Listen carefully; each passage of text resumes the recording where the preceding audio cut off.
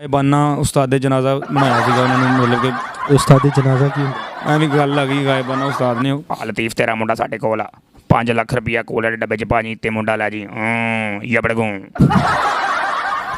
मंगल सूत्र 7 फेरे क्षमा कर दें शिक्षा चाहता हूँ की है।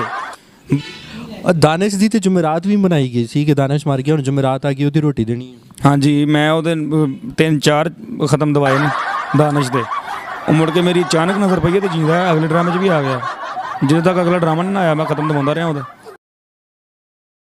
प्राउड पाकिस्तान की वीडियोस देखने के लिए हमारा चैनल सब्सक्राइब कीजिए और बेल के आइकन पर क्लिक कीजिए ताकि आप हमारी तमाम आने वाली वीडियोस से बाखबर रह सकें। हेलो ओ यार फीडर भर के लिया यार, काका रोन दिया वा। मैं वैसे थले ध्यान करके बैठा केड़ा रोन दिया मैं।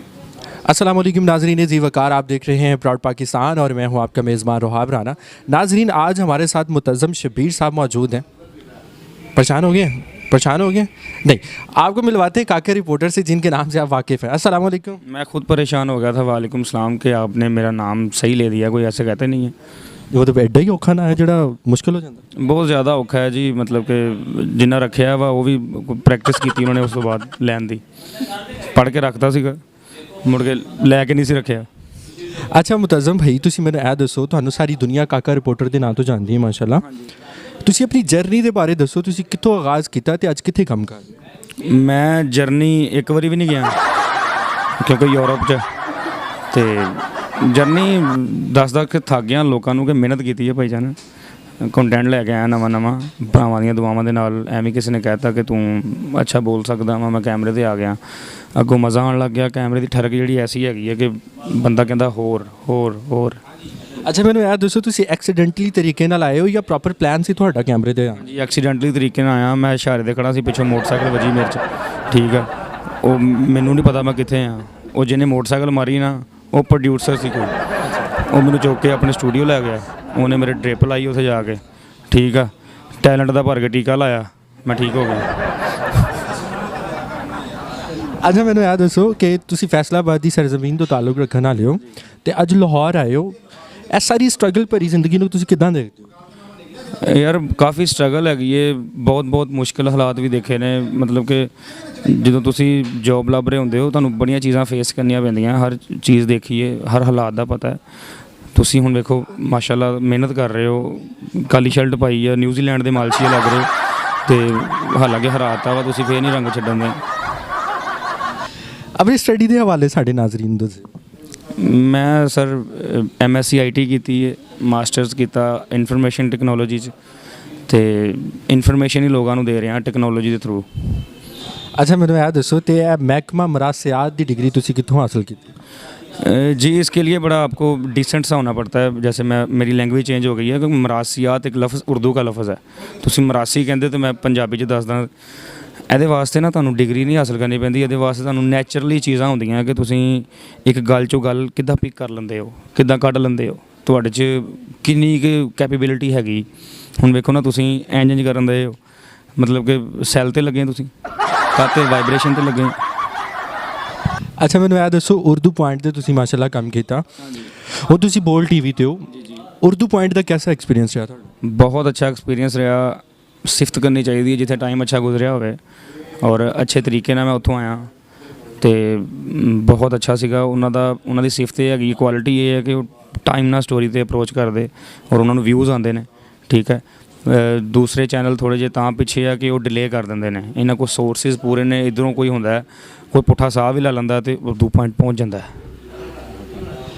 अच्छा उर्दू पॉइंट नूं क्विट करने की वजह की? मैं वही गल कर रहा कि चेंज करते रहना चाहिए, नवे नवे चैलेंजेस लैने चाहिए, अपॉर्चुनिटीज़ भी होंदियां ने, कुछ जिथे काम करने का मज़ा है वो जगह छड्ड दिओ। मैं बार बार कह के थक गया, कंफर्ट जोन च नहीं मैं अपने आप को पाना चाहता। जिस दायरे दे विच रह के खुश होंदे ना कि असीं इन्हां चीज़ों तो खुश हाँ, तो बंदा फेल हो जाता। अगे मंजिल हो रही मेरी, किहड़ी मंजिल है? तीसरी मंजिल, दूसरी तो है ना, इस तो उत्ते जाना आप। तीसरी मंजिल ते पहुँच के की करना है? गुड्डी चढ़ावांगा, तीसरी मंजिल तो होर की हुंदा भाई जान, उत्ते समान है। अच्छा तुहाडा हुण बोल नैटवर्क दे नाल माशाल्लाह ताल्लुक है ते की नया लैके आ रहे हो तुसी? अच्छा मैं आपकी बात को टोकता हूँ, पहली बात तो ये मेरा गला ख़राब है, ਨਿਊਜ਼ੀਲੈਂਡ ਨਹੀਂ ਮੈਂ ਤੁਹਾਡੇ ਕੋਲ ਗਾਣੇ ਥੋੜੀ ਸੁਣ ਪਾਕਿस्तान ਦਾ ਤੇ ਤੁਹਾਡਾ ਮੈਚ ਸੀਗਾ ਜਿਹਦੀ ਵਜ੍ਹਾ ਤੋਂ ਮੇਰਾ ਗਲਾ ख़राब हो गया मार मार के नारे।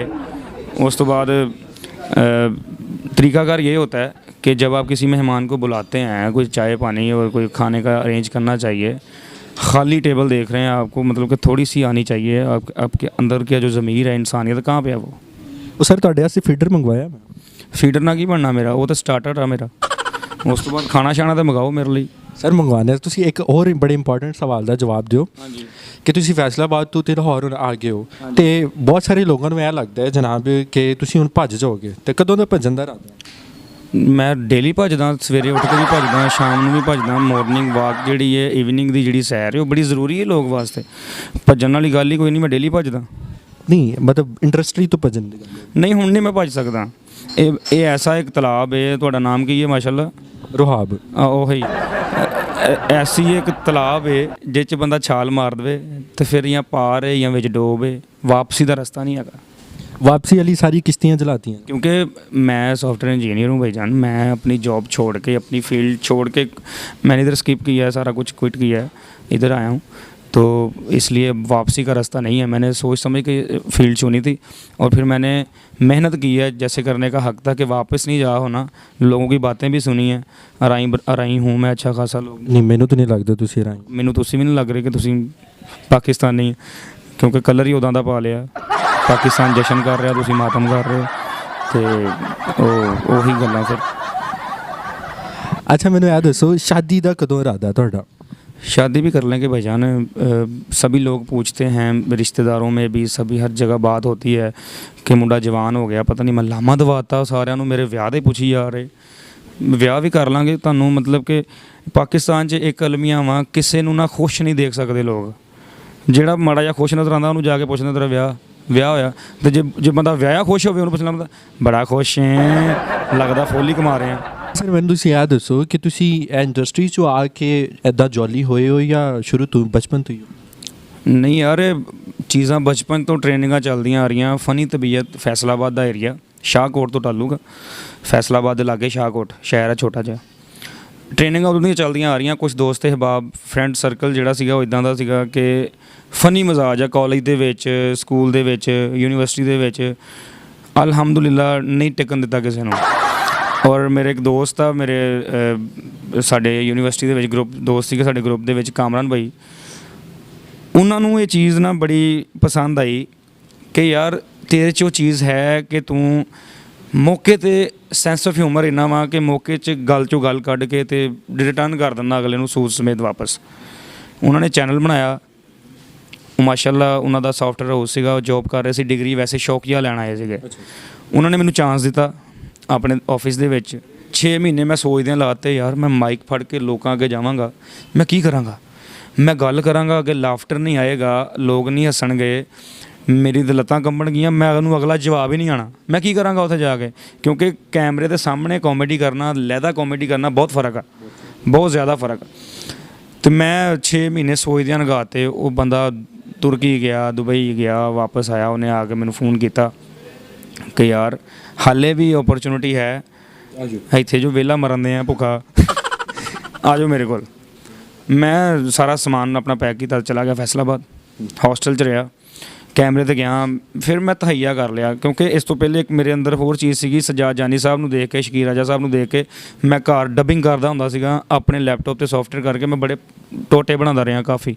ਇਹ ਜਿਹੜੇ ਤਜ਼ਾਬੀ ਟੋਟੇ ਟਾਈਪ ਹੁੰਦੇ? ਹਾਂਜੀ, ਇੱਕ ਹੋਰ ਵੀ ਹੁੰਦੇ, ਉਹ ਨਹੀਂ ਪੰਜਾਬੀ ਟੋਟੇ, ਇੱਕ ਹੋਰ ਵੀ ਹੁੰਦੇ ਆ ਜਿਹੜੇ ਸੀ ਫੋਲਡਰ 'ਚ ਹੁੰਦੇ। ਉਸ ਤੋਂ ਬਾਅਦ ਮੈਂ ਸਾਰੇ ਬਣਾਉਂਦਾ ਰਿਹਾ ਅਤੇ ਉਹ ਵੀ ਟੈਲੈਂਟ ਹੈ ਸੀ ਥੋੜ੍ਹਾ ਜਿਹਾ। ਮੈਂ ਜਾ ਕੇ ਯੂਟੀਲਾਈਜ਼ ਕੀਤਾ ਉਹਨੂੰ, ਉਸ ਚੈਨਲ ਦੇ ਉੱਤੇ ਉਹਨਾਂ ਨੇ ਬੜਾ ਐਪਰੀਸ਼ੀਏਟ ਕੀਤਾ। ਫਿਰ ਮੈਂ ਨਵੀਂ ਚੀਜ਼, ਯਾਨੀ ਕਿ ਬੇਸਿਕ ਯੂਨੀਵਰਸਿਟੀ ਦੇ ਫਰੈਂਡ ਸੀਗੇ ਜਿਨ੍ਹਾਂ ਨੇ ਮੈਨੂੰ ਪਰਖਿਆ ਅਤੇ ਇੱਥੇ ਲੈ ਕੇ ਆਏ। ਅਤੇ ਮੈਨੂੰ ਵੀ ਨਹੀਂ ਸੀ ਪਤਾ ਕਿ ਇੱਕ ਦਿਨ ਮੈਂ ਇੱਦਾਂ ਬੈਠਾ ਹੋਵਾਂਗਾ, ਮੈਂ ਕਿਸੇ ਦਾ ਇੰਟਰਵਿਊ ਕਰਦਾ ਹੋਵਾਂਗਾ। ਮੈਨੂੰ ਨਹੀਂ ਸੀ ਪਤਾ, ਕਿਉਂਕਿ ਦੇਖ ਕੇ ਖੌਫ ਹੁੰਦਾ ਕਿ ਯਾਰ ਕਿੱਦਾਂ ਬੋਲਣ ਦੇ ਆ।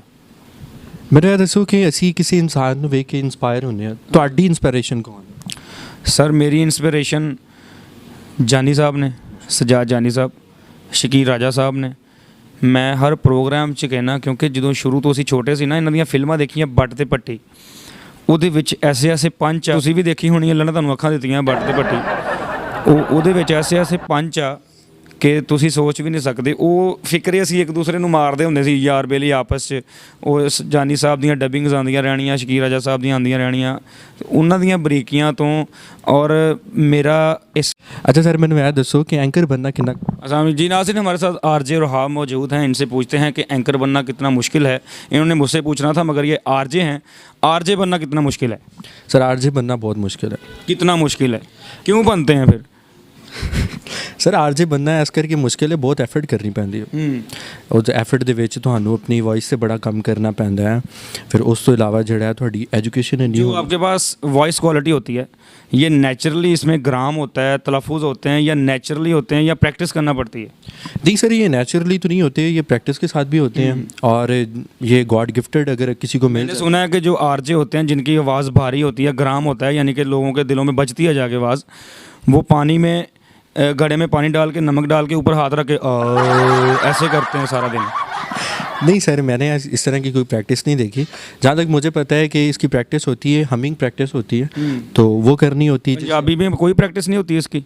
नहीं, पंजाबी तो तुम लम्बे लम्बे दौड़े ला लो। अच्छा, ये आपने इंग्लिश में का क्या लफ्ज़ कहा? हमिंग। हमिंग? हाँ जी। इसका क्या? ਉਹ ਇਦਾਂ ਹੁੰਦੀ ਹੈ ਕਿ ਤੁਸੀਂ ਆਪਣੇ ਹਮ ਨਿਊਜ਼ ਲਾ ਕੇ ਤੇ ਆਵਾਜ਼ਾਂ ਲਾਓ ਉੱਚੀ ਉੱਚੀ, ਹमिंग। हाँ ਇਹ ਬਿਹਤਰ ਹੈ। ये उस प्रैक्टिस ना बेहतर है। नहीं, अगर मैं करना चाहूँ, मुझे बड़ा शौक था कि मैं रेडियो पे आऊँ, तो मैं कहूँ ख़वातीन व हज़रात, आप देख रहे हैं रेडियो पाकिस्तान FM 94, और मैं हूँ आपका आरजे रोहाब सुखेरा। ये सुखेरा कौन है, पहले मैंने याद दसो। मेरे ज़हन 'ਚ ਜਿਹੜੀ ਗੱਲ ਹੈ, मैं तो राणा वा। ਤੁਸੀਂ ਰਾਣੇ ਹੋ, ਤੇ ਫਿਰ ਤੁਸੀਂ ਮੈਨੂੰ ਕਿਉਂ ਪੁੱਛਦੇ ਪਏ ਹੋ ਉਦੋਂ ਦੇ ਕਿ ਤੁਸੀਂ ਇਹ ਮਹਿਕਮਾ ਮਰਾਸੀਆ ਦੀ ਹੈ? ਤੁਸੀਂ ਤੇ ਆ ਬਹੁਤ ਬਰੀਕ ਹੁੰਦੇ ਹੋ।